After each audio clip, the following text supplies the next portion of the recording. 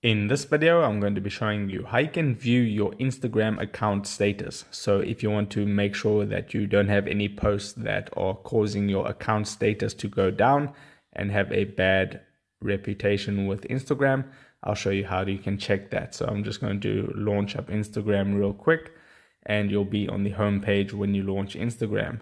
Then what you want to do is tap on your profile icon at the bottom right hand corner over there. That'll take you to your profile. Then you want to tap on these three horizontal stripes at the top right hand corner.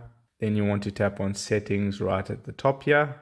And then the option you want to select here is account. And there you'll see the option, the fourth one from the top is account status.